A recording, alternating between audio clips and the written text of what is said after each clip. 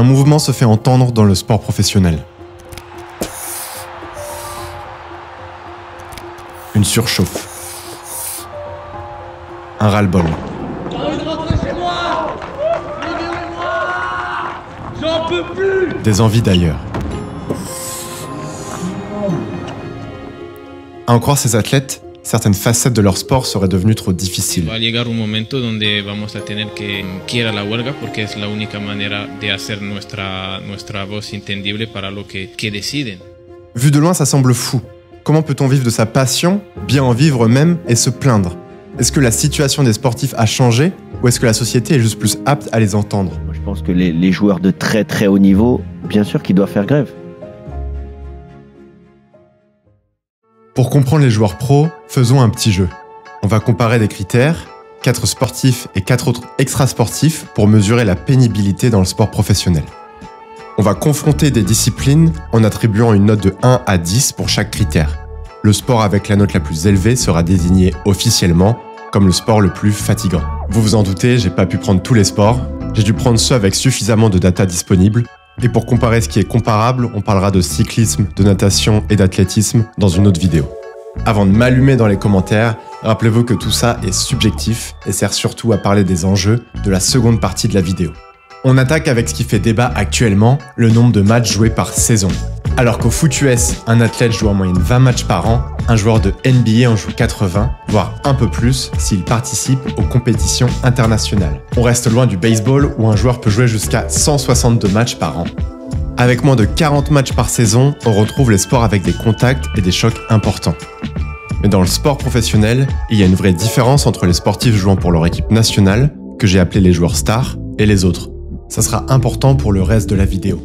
On va garder ces 10 catégories pour la suite et on donne 10 points pour les stars du basket, 1 pour le foot US. Pour aller plus loin, je trouve que c'est intéressant de regarder le nombre de minutes jouées par sportif chaque saison.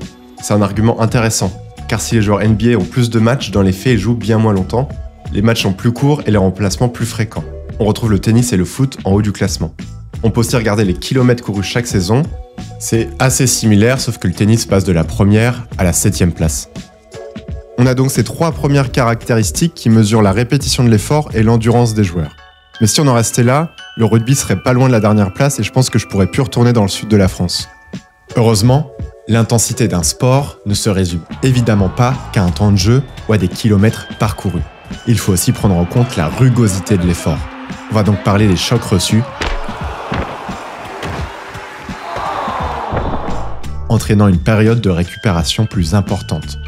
Il existe des moyens de mesurer l'intensité des contacts, c'est fait au rugby notamment, mais pas dans tous les sports. J'ai donc réalisé un classement arbitraire pour donner les points du plus rugueux au moins traumatique. Ces 4 critères sportifs aboutissent à un premier classement, mais le haut niveau consiste également en de nombreuses contraintes extrasportives, à commencer par les kilomètres à effectuer entre chaque match. Plus le trajet est long, plus le temps de récupération va être prolongé. À ce jeu-là, rien ne peut battre les stars de la NBA, qui font d'énormes distances sur le territoire nord-américain, ou les joueurs de tennis qui peuvent changer de continent du jour au lendemain pour leur match. Les sports plus locaux et moins mondialisés, comme le hand et le rugby, font naturellement moins de kilomètres. On peut associer cet enjeu avec le nombre de congés par an. Les sports américains ont des saisons très concentrées, permettant à leurs athlètes d'avoir beaucoup de temps libre, malgré le nombre de matchs. A l'inverse, les joueurs de tennis et de foot ont parfois moins de 3 semaines par an pour décrocher.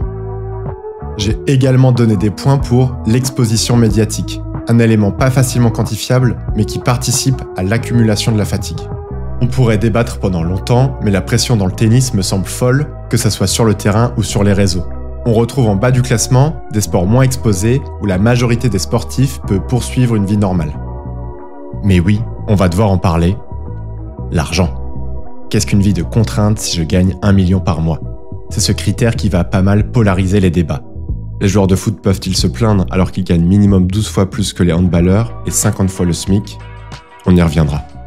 On se retrouve avec ce classement, où les stars du foot et les joueurs de tennis arrivent en tête. C'est finalement assez anecdotique.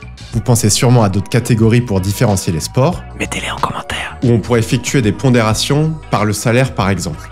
Chaque sport possède ses propres contraintes. Mais cette introduction nous a permis de défricher différents sujets et on peut retenir qu'à part des chocs moins fréquents et des salaires hors normes, le foot et le tennis accumulent les critères de difficulté. Même si pour certains l'argent semble justifier n'importe quelle condition de travail, on va essayer de comprendre d'où vient le mécontentement des joueurs. Vous étiez 99% à ne pas être abonné sur la vidéo précédente, n'hésitez pas à sauter le pas. Pour approfondir le sujet, on va devoir remettre un peu de contexte et parler des différents acteurs responsables de l'organisation du sport en France. Imaginons que demain je crée une discipline, par exemple le woodball, consistant à envoyer des rondins de bois dans des buts. Alors que des clubs émergent partout en France, il faut s'organiser pour créer des compétitions. C'est le rôle de la fédération qui va aussi promouvoir la discipline et gérer les règles. Une fois assez importante, elle peut être reconnue par le ministère des Sports, lui donnant un monopole dans l'organisation des compétitions de woodball. C'est aussi la fédération qui gère les équipes nationales. Notre sport grossit. Pour organiser les compétitions, des ligues et des comités vont être créés. La Fédé leur délègue alors le monopole d'organisation. Pour s'en sortir, elles doivent essayer de monétiser au mieux les droits télé de retransmission. Les clubs dans tout ça visent les résultats sportifs et vont souvent chercher aussi à dégager une marge pour leurs propriétaires. Enfin, les fédés internationales vont organiser les compétitions continentales ou mondiales. Ces acteurs ayant des objectifs différents, ils vont devoir faire des compromis et trouver des accords. Voyons ce qui se fait dans différents sports. Premier cas, la domination des fédérations internationales. C'est ce que l'on observe au foot et au hand. Les fédés obligent les clubs à libérer leurs joueurs pour les compétitions entre pays. En principe, les clubs ne peuvent s'opposer à la sélection de leurs joueurs. Il fait ses matchs en équipe de France et revient à temps pour jouer le championnat régulier. Le club, qui est l'employeur du joueur, reçoit une compensation financière, mais reste inquiet qu'il n'arrive quelque chose à sa star pendant les matchs internationaux. Second cas, la coopération assez spécifique au rugby. Le sport nécessite une semaine de repos entre deux matchs. On ne peut pas alors faire tenir les matchs de club et de sélection sur une même année. Il faut les superposer. Les clubs et fédérations doivent passer des accords logistiques et financiers pour l'utilisation des joueurs, car les internationaux vont manquer une grande partie des matchs de leur club. Dans de nombreux pays, tout ça est facilité par l'obligation pour les joueurs de jouer dans leur ligue nationale s'ils veulent être sélectionnés. Cela permet de préserver le niveau de la ligue et de créer des affinités.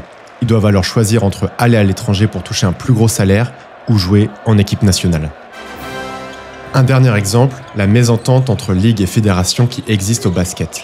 En principe, tout se passe comme au hand et au foot, les clubs sont obligés de libérer les joueurs pour les compétitions internationales. Mais cela ne vaut que pour les clubs affiliés à la FIBA, la Fédé internationale. Car il y a une ligue, peut-être que vous la connaissez, qui ne reconnaît pas cette fédération, la NBA. Elle a donc le droit de faire comme elle veut. Jusqu'en 90, les joueurs NBA étaient interdits de jouer hors de la ligue. Aujourd'hui, s'ils peuvent participer aux compétitions internationales pendant l'été, ils ne peuvent pas retrouver leur équipe nationale pendant la saison.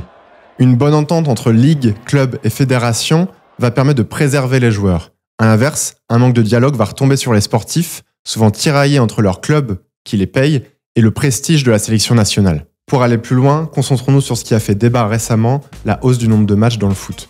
Le foot est le sport mondialisé par excellence. Si vous avez vu ma précédente vidéo, vous savez à quel point les droits TV sont importants dans ce sport. Donc pour augmenter les revenus, les instances doivent augmenter ces contrats. Pour cela, il existe deux solutions. Améliorer la qualité du produit que l'on vend ou jouer sur la quantité.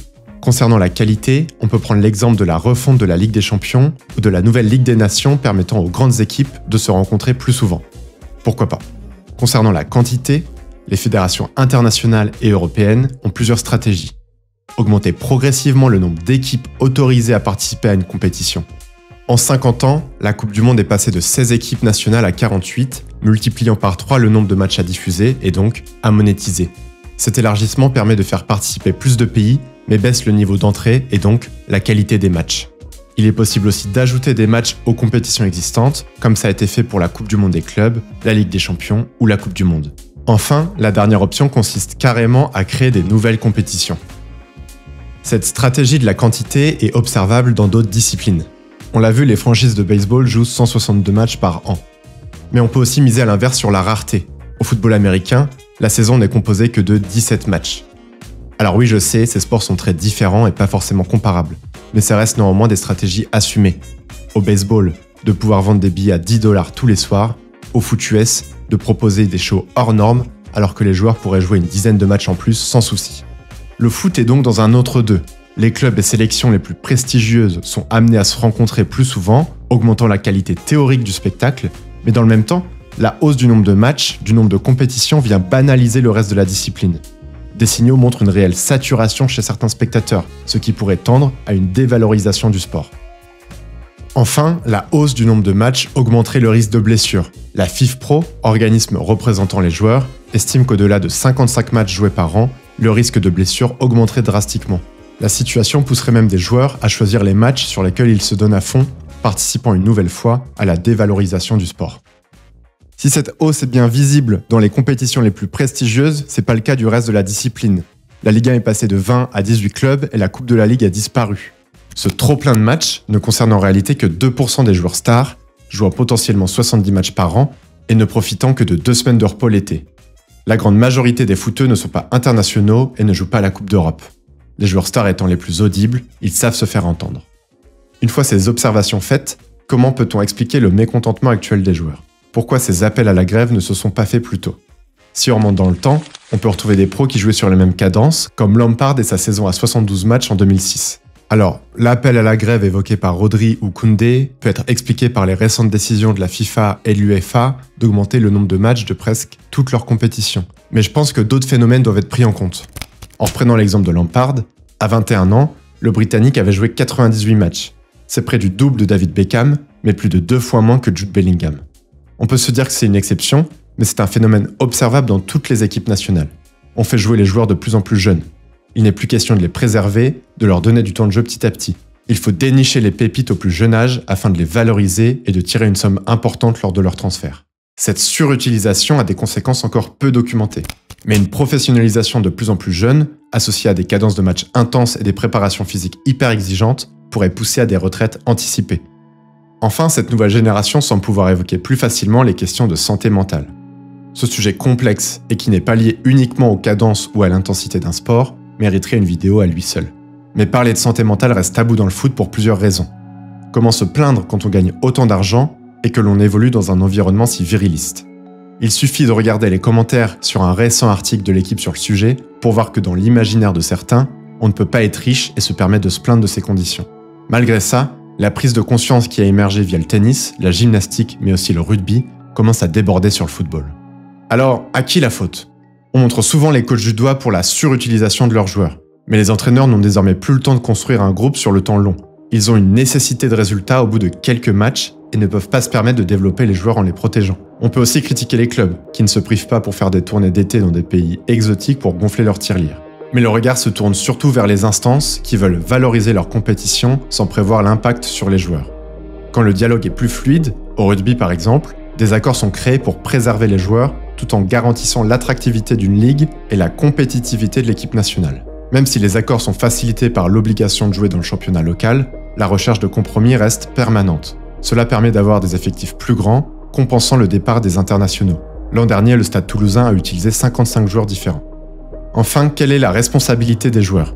Avec des salaires si élevés, ils font partie de ce cercle vicieux.